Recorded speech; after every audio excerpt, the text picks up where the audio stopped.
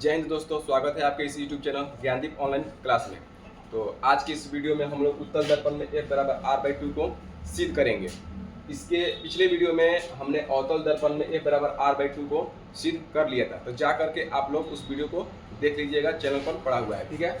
और आज की इस वीडियो में उत्तल दर्पण में F बराबर R/2 सिद्ध करेंगे। तो चलिए आज के लिए जो हम सिद्ध करेंगे उत्तल दर्पण में F बराबर R/2, इसके लिए सबसे पहले आपको जो है एक फिगर बनाना पड़ेगा। फिगर में आपको उत्तल दर्पण पहले बनाना पड़ेगा। देखिए ये हो गया आपका उत्तल दर्पण। फिर से थोड़ा सा अच्छे से बना देते हैं। यहाँ पे हो गया आपका ये उत्तल दर्पण। पीछे से आपको हम क्या कर देते हैं, इसमें कलई कर देंगे तो दर्पण जैसा व्यवहार करने लगेगा।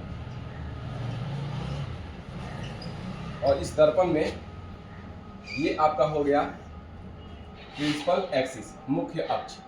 अब क्या होता है, आप लोग जानते होंगे कि मुख्य अक्ष के समानांतर कोई प्रकाश की किरणें जब आती है मुख्य अक्ष के समानांतर, तो परावर्तित होकर फोकस से होकर गुजरती है।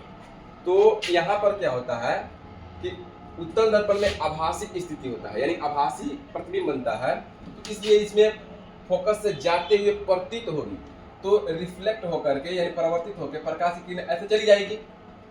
इधर से प्रकाश की किरण आ रही है और रिफ्लेक्ट होकर के इस दिशा में चली जाएगी, लेकिन इसको जाना चाहिए था फोकस से होकर के गुजरेगी, लेकिन गुजरते हुए प्रतीत होगी आभासी स्थिति में। इसको डॉटेड लाइन से हम लोग दिखा देंगे और जहां से होकर के गुजरेगी इस वाले पॉइंट को हम लोग बोलेंगे फोकस, ठीक है।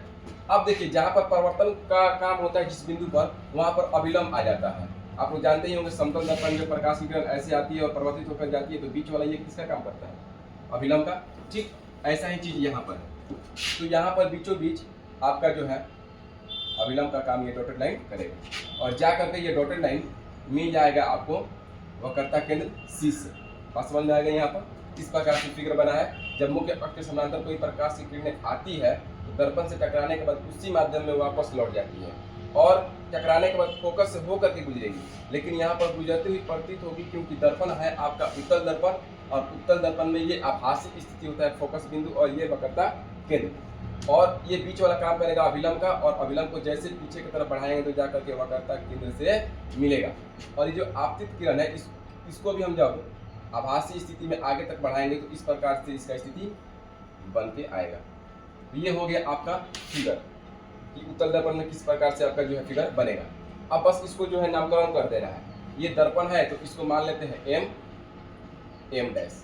ये आपतित किरण है तो इसका भी नामकरण कर देते हैं A, और इस वाले बिंदु को कर देते हैं हम लोग B, और ये तो C है, इसको हम लोग कर देते हैं D, और नॉर्मल यानी N को कर देते हैं अभिलंब को।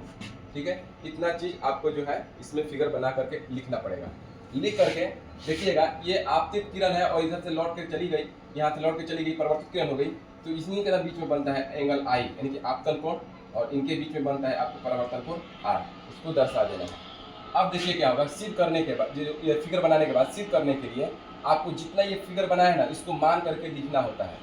तो मान करके यहाँ पर जो है इसमें सारा फिगर वाला डाटा यहाँ पर लिखना पड़ेगा। जैसे माना, यहाँ तक सब दिख रहा है, माना AB एक, सॉरी यहाँ माना M डैश एक उत्तल दर्पण है। माना M डैश क्या है, उत्तल दर्पण है, और AB आपतित किरण, AB आपतित किरण है जो परावर्तित होकर फोकस से गुजरती हुई प्रतीत होती है। उसके बाद साथ ही यहाँ पर देखिएगा N और B, N भी अभिलंब है, साथ ही N भी क्या है, अभिलंब है। और ये वाला पॉइंट आपको जो है ध्रुव है, पोल होता है, तो जो इसमें मानेंगे कि बिंदु P के काफी नजदीक है। अच्छा ये मानते क्यों है, आपको हम बता देना चाहते हैं इसमें कि यहाँ से आपतित किरण इस बार आई हुई है, तो हो सकता है यही आपतित किरण नीचे से भी आ सकती है, इससे भी नीचे, इससे भी नीचे, इससे भी नीचे, यानी कि ये जो आपकी किरण आ रही है ये प्रिंसिपल एक्सिस मुख्य अक्ष के एकदम सट के आएगा, तो ये बी वाला पॉइंट यहाँ भी हो सकता है। इसलिए मान लेते हैं और माना बिंदु बी बिंदु पी के काफी नजदीक, काफी नजदीक। इतना आपको मान करके फिगर बनाने के बाद इतना मान करके लिखना पड़ेगा। अब जो है आपको सिद्ध करना है वो लिखना होता है। यहाँ पर लिखिए सिद्ध करना है।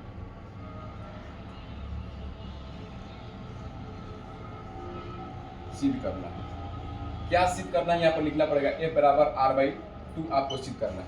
तो सिद्ध करने के लिए आपको प्रमाण देना पड़ेगा कि क्या क्या आप प्रूफ दे रहे हैं, तो लिखना पड़ेगा आपको प्रमाण दे करके। अब देखिए क्या क्या इसमें आप प्रमाण देगा। सबसे पहले कि देखना पड़ेगा जब यहाँ परिवर्तन हो रहा है तो परिवर्तन का नियम लगेगा, तो एंगल I और एंगल R बराबर हो जाएगा। तो यहाँ पर लिखना पड़ेगा प्रमाण में परावर्तन के नियम से, परावर्तन के नियम से एंगल I बराबर क्या हो जाएगा, एंगल R हो जाएगा।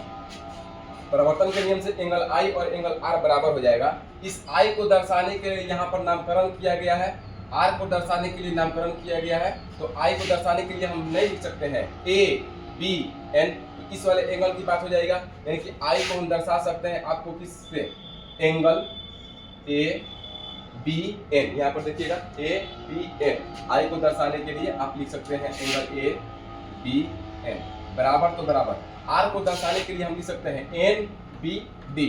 यहाँ पर एंगल N B D ये आपको दर्शा करके लिख देना है।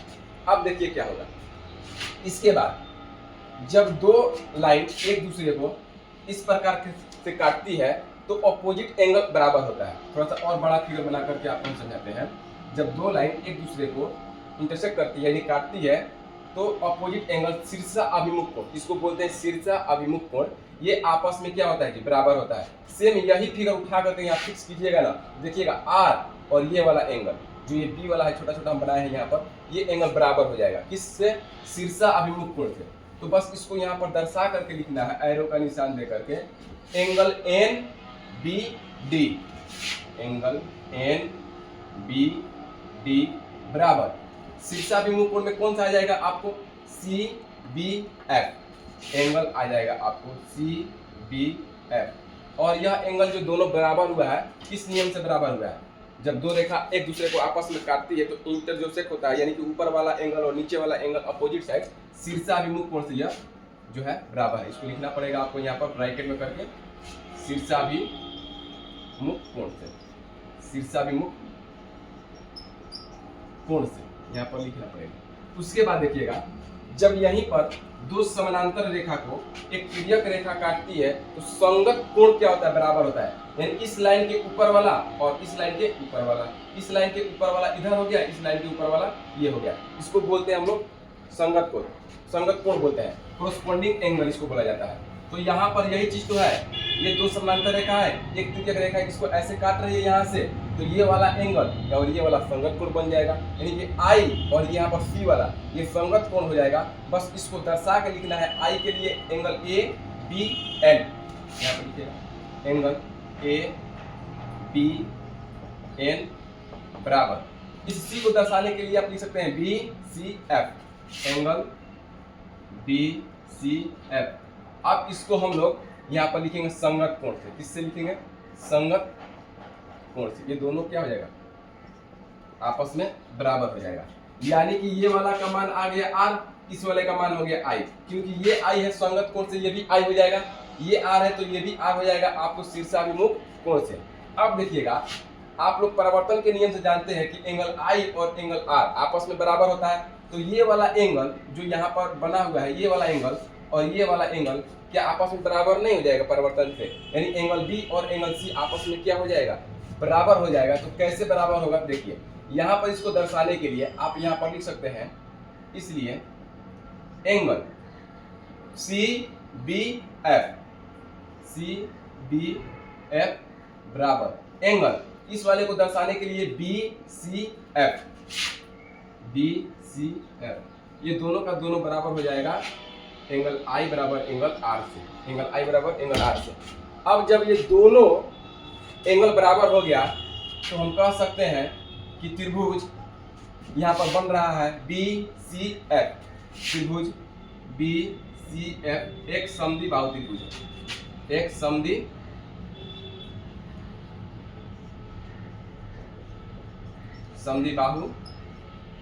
त्रिभुज है। जब दो एंगल किसी त्रिभुज में बराबर हो जाता है तो समद्विबाहु त्रिभुज बन जाता है, और जब समद्विबाहु त्रिभुज बन गया तो दो भुजा भी उस एंगल वाले सामने वाला बराबर हो जाएगा। यानी एंगल सी के सामने है एफ बी, आर के सामने है एफ सी, ये दोनों भुजा आपस में बराबर। तो सी के सामने में है आपको एफ बी और आर के सामने में है एफ सी। तो आर के सामने वाले को लिखेंगे एफ सी, यहाँ पर लिखेंगे इसलिए एफ सी बराबर, और आई के सामने है एफ बी तो लिख देंगे एफ बी। ये इसको मान लेंगे इक्वेशन 1, इसको इक्वेशन 1 मान लेंगे। अब देखिए शुरू में ही हम लोग मान लेते कि जब बिंदु बी बिंदु पी के काफी नजदीक हो तब बताइए, यहाँ पर लिखेंगे जब बिंदु बी पी के काफी नजदीक हो तो बताइए यहां से हम अगर P और F लिखें, जब काफी नजदीक होगा, सॉरी F और P लिख देते हैं, क्या P F दोनों बात एक ही है, F और P अब बराबर, तो बराबर यहां से क्या हम लिख सकते हैं इसके जगह पर F B, क्योंकि B बिंदु P के काफी नजदीक है तो P की जगह पर हम B को लिख सकते हैं ना। तो यहाँ से इक्वेशन नंबर 2, ठीक है, इक्वेशन नंबर 2 हो जाएगा। अब क्या होगा, यहाँ से जब इक्वेशन नंबर 2 हो गया, सर एक बार देख लीजिए, यहाँ मतलब दिख रहा है नीचे तक, कहाँ तक दिख रहा है, यहाँ तक, ठीक है, चलिए जाइए, कोई बात नहीं। मनीष सर थे तो यही शूट कर रहे हैं, ठीक है, तो हमको दिख नहीं रहा था बोर्ड पे तो उससे पूछ रहे थे उनसे। अब देखिए तो इक्वेशन नंबर 1 हो गया और इक्वेशन नंबर 2 हो गया। अब समीकरण 1 और 2 से, समीकरण 1 और 2 से आपको क्या होगा कि यहाँ पर आपको देखिएगा राइट में एक बी है और इसमें भी राइट में एक बी है, ठीक है, दोनों में राइट में एक बी है। तो जब राइट वाला है तो लेफ्ट वाला आपस में क्या हो जाएगा, बराबर नहीं हो जाएगा। तो क्या हम कह नहीं सकते हैं कि एफ सी बराबर एफ पी कह सकते हैं ना। तो इसलिए हम कह सकते हैं यहाँ पे कि एफ सी बराबर एफ पी।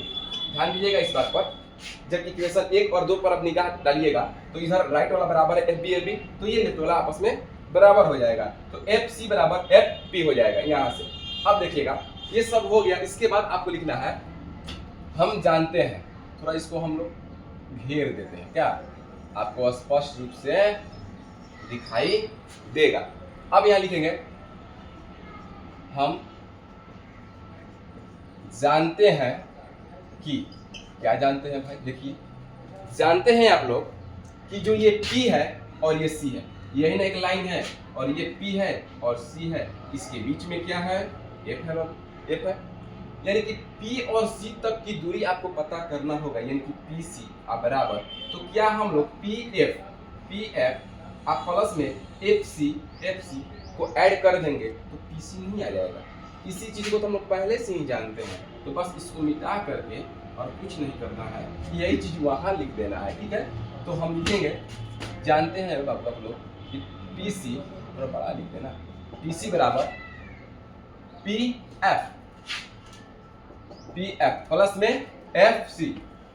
में FC, ये आप लोग पहले से ही जानते हैं, हो गया। अब देखिए क्या होगा, यहाँ पर एरो का निशान देकर लिखेंगे, PC है तो PC बराबर है तो बराबर, PF है तो PF, प्लस तो प्लस। इस FC को आपको चेंज करना है, इस FC को चेंज करने के लिए यहाँ पर देखिएगा इक्वेशन 1 और 2 से FC का मान निकल के आया है FP, यानी कि इस FC की जगह पर हम लोग FP लिख सकते हैं, और FP लिखिए अच्छा है, PF लिखिए, बात दोनों का बराबर है। तो हम इसको मिटा करके लिख देते हैं बाबू PF, कोई दिक्कत। और ये कहाँ से आया है, तो ये आया है समीकरण 1 और 2 से निकल के, तो यहां लिखेंगे समीकरण 1 और 2 से, समीकरण 1 और 2 से FC बराबर PF आया है। समीकरण 1 2 से मान तो ब्रैकेट में जो है लिख देना होता है, ताकि जो एग्जामिनर होगा, जो चेक करने वाला कॉपी होगा ना, तो वो समझ जाएगा कि कहाँ से बच्चा जो है लिख करके लाया है इस बात को। तो अब देखिए PC है तो PC और एक PF और एक PF मिलकर 2PF हो जाएगा, तो 2PF। किसी को कोई परेशानी नहीं होगा यहाँ तक समझने में। थोड़ा सा हम रैपिड फायर में इसको रिवीजन करवा देंगे, ठीक है। अब सिद्ध तो हो चुका है, देखिए अब क्या करना है। PC यहाँ से P और P से यानी ध्रुव और वक्रता केंद्र से जो दूरी होता है, बीच वाला दूरी, इसको बोलते हैं वक्रता त्रिज्या R। तो PC की जगह पर हम लिख सकते हैं R। क्या लिख सकते हैं? R। सर दिख रहा है ना वहां तक? दिख रहा है ना वहां तक? R बराबर तो बराबर 2 है तो 2। अब बताइएगा ध्रुव से F फोकस बिंदु जो है, इसके बीच की दूरी को हम लोग बोलते हैं फोकस दूरी F। फोकस दूरी F, इसके जगह पर हम लोग F लिख सकते हैं, कोई परेशानी नहीं। जब R बराबर 2 है तो 2F बराबर R, राम बराबर श्याम, श्याम बराबर राम, बात बराबर है। तो हम इसको लिख सकते हैं 2F बराबर R, 2F बराबर R लिख सकते हैं कि नहीं? तो इसलिए F बराबर क्या हो जाएगा बोलिए? इधर 2 है तो उधर गुणा में, इधर है तो उधर भाग में चल जाएगा, तो R बट्टे में 2। आइए ही ना सिद्ध करना था, देखिएगा F बराबर R/2 हो गया, प्रूफ हो गया। समझ में आ गया होगा आपको। देखिए फिर से थोड़ा सा रैपिड फायर में आपको हम रिवीजन करवाते हैं। आपको सिद्ध करना है उत्तर दर्पण में बराबर R/2। चुपचाप से आपको एक जो है उत्तर दर्पण बनाना है, एक मुख्य अक्ष बनाना है, इसके बाद एक आपतित किरण लाना है, आपको परिवर्तित कर देना है। जैसे यहाँ पर परिवर्तित होगा, इसको पीछे तरफ खींच के लेके जाना है बरियारी, क्योंकि उत्तर दर्पण है और उत्तर दर्पण में आभासी स्थिति बनता है, तो फोकस से मिलाना आपको जरूरी है। क्योंकि आप लोग जानते हैं कि जब कोई प्रकाश की किरण अवतरण या उत्तर यानी गोलीय दर्पण में जब प्रकाश की किरण आती है और टकराती है, तो टकराने के बाद मुख्य फोकस से होकर के गुजरती है। ये बात आपको पता है पहले से, हम थोड़ा सा तेजी में बोल रहे हैं, आपको रैपिड फायर में रिवीजन करवा रहा है इसलिए से, ठीक है। अब देखिए तो फोकस होकर गुजरेगा, इसके बीचों बीच में अभिलंब बनेगा, तो अभिलंब बनाते बनाते जैसे खींचेंगे तो चल जाएगा आपको वक्रता केंद्र पर। ये आपका फिगर हो गया, नामकरण कर देना है। एम एक आपको क्या है कि उत्तल दर्पण है, ए बी आपतित किरण है, परिवर्तित होकर के बी और डी आपको परिवर्तित हो गई है, और एन बी आपका विलंब हो गया, और यहाँ से आई फोकस मिला दिए, और बी से सी आपको वक्रता केंद्र से मिला दिए। अब बस इसी चीज को मान करके लिख देना है, माना एम उत्तल दर्पण है और ए बी आपतित किरण है जो परिवर्तित होकर के फोकस से होकर के ये गुजर रही है, ठीक है। साथ ही एन बी क्या है? अभिलंब है, और बिंदु बी को बिंदु पी के काफी नजदीक हम लोग मान लेते हैं। क्यों मान लेते हैं आपको बताया नहीं है कि एक बार यहाँ से आप कितने गुजरे हैं, नीचे कर देंगे, फिर नीचे फिर नीचे फिर नीचे, ऐसा करते करते एक पोजीशन ऐसा आएगा कि एकदम ये मुख्य अक्ष के सट के जाएगा, तो ये P बिंदु है, इसी पर B बिंदु आ जाएगा। तो यहाँ से इसको हम लोग मान लेते हैं कि बिंदु B जो है P के काफी नजदीक है। उसके बाद सिद्ध करना है A बराबर R/2, यहाँ लिख देंगे, प्रमाण आपको देना पड़ेगा, प्रूफ देना पड़ेगा क्यों ऐसा होगा। तो परिवर्तन के नियम से आप लोग जानते हैं, जब परिवर्तन का नियम होता है तो एंगल I और एंगल R आपतन कोण का मान परिवर्तन कोण के मान के बराबर होता है। थोड़ा सा स्पीड में बोल रहे हैं क्योंकि हम तेजी में रिवीजन करवा रहे हैं, इससे पहले पूरा रिवीजन हम करवा ही दिए। अब देखिए इस I को दर्शाने के लिए आप लोग ABN लिख सकते हैं, वहां से फिगर से I को दर्शाने के लिए ABN, उसके बाद R को दर्शाने के लिए NBD, यहाँ से लिख सकते हैं NBD लिख दिए। अब क्या होगा, शीर्षाभिमुख कोण से जब दो लाइन जैसे ऐसे है, दो लाइन एक दूसरे को काटती है, तो ये वाला और इसके अपोजिट वाला नीचे वाला, देखिए यहाँ से दो है, एक मार्कर गिर गया भाई समझाने के चक्कर में। अब देखिए ये दो मार्कर हो गया, इसके ऊपर वाला एंगल और इसके नीचे वाला एंगल, ये अपोजिट एंगल होता है। शीर्षाभिमुख कोण ये आपस में क्या होता है? बराबर होता है। तो शीर्षाभिमुख कोण से NBD यहाँ से बना है NBD, उसके बाद CBF, ये शीर्षाभिमुख कोण से बराबर हो गया। उसके बाद संगत कोण, जब दो समानांतर रेखा को समानांतर रेखा को एक तिर्यक रेखा ऐसे काटती है, जब दो समानांतर रेखा को तिर्यक रेखा ऐसे काटती है, संगत कोण आपस में क्या होते हैं बाबू? बराबर होते हैं। तो संगत कोण उससे बराबर जब हो गया तो ABN बराबर में BCF, ये संगत कोण से बराबर हो गया। अब देखिएगा जब ये R निकल के आ गया, ये एंगल I निकल के आ गया, तो आप लोग परिवर्तन से जानते हैं कि एंगल R और एंगल I आपस में क्या होते हैं? बराबर होते हैं। तो हम लोग इस B को दर्शाने के लिए एंगल CBF और C को दर्शाने के लिए आपको BCF बराबर, ये हो गया है बराबर। क्यों बराबर हुआ है? एंगल I और एंगल R से। जब दो एंगल बराबर हो गया इस त्रिभुज में, तो त्रिभुज समद्विबाहु हो जाएगा, और जब समद्विबाहु त्रिभुज हो जाएगा तो दो भुजाएं आपस में बराबर, FC बराबर आपको FB, इक्वेशन 1 मान लेना है। जब बिंदु B है P के काफी नजदीक होगा, तो FP बराबर क्या हो जाएगा? P की जगह पर हम क्या लिख सकते हैं? एफ बी लिख सकते हैं, तो एफ पी बराबर एफ बी, इक्वेशन नंबर 2। समीकरण 1 और 2 से आप निकाल लीजिएगा, जब इसका राइट वाला बराबर है, इसका राइट वाला एफ बी है, तो ये लेफ्ट वाला भी एफ सी बराबर क्या हो जाएगा, एफ पी हो जाएगा। तो यहाँ से ये मान निकल करके आ रहा है। और हम लोग जानते हैं, क्या जानते हैं कि P से C तक की दूरी, P से C तक की दूरी और बीच में मेरा F है, तो अगर इसका पूरा का पूरा डाटा निकालना होगा कितना इसका मान है, तो हम लिख सकते हैं PC बराबर में PF प्लस FC। वही चीज़ को तो वहाँ लिख दिए हैं कि हम लोग जानते हैं, ठीक है। और यहाँ लिख दिए, उसके बाद PC है तो PC बराबर तो बराबर, PF है तो PF, प्लस है तो प्लस, और FC इक्वेशन 1 और इक्वेशन 2 से देखिएगा FC का मान कितना निकला है, FP। अच्छा FP लिखिए चाहे PF लिखिए, बात दोनों बराबर है। तो यहाँ से हम लिख दिए PF, एक PF, 2PF PC बराबर 2PF PC, यानी कि P से या ध्रुव से लेकर के वक्रता केंद्र के बीच की दूरी को हम लोग बोलते हैं R, तो R हो गया। और PF यहाँ से P है और सॉरी यहाँ P है और ये F है, तो यहाँ से यहाँ तक की दूरी को हम लोग फोकस दूरी बोलते हैं, तो F लिख दिए। R बराबर 2F, यानी R बराबर 2F, तो 2F बराबर R, इसलिए F बराबर R/2 सिद्ध हो गया, ठीक है। तो देखिए, अगर ये वीडियो आपको अच्छा लगा होगा तो थोड़ा सा वीडियो को जो है शेयर भी कीजिएगा, और लाइक जो भी करना हो मानो तो करिएगा, थोड़ा सा जो है कमेंट जरूर कर दीजिएगा एक थोड़ा सा कि कैसा आपको वीडियो लगा, और चैनल को सब्सक्राइब कर लीजिएगा। जो भी प्रकार का जो क्वेश्चन होगा, मतलब कि कोई इंपॉर्टेंट होगा, तो उसको मैं इस यूट्यूब चैनल पर डाल दूंगा, ठीक है। तो सब्सक्राइब जरूर कर लीजिएगा। मिलते हैं अगले वीडियो में, तब तक के लिए जय हिंद।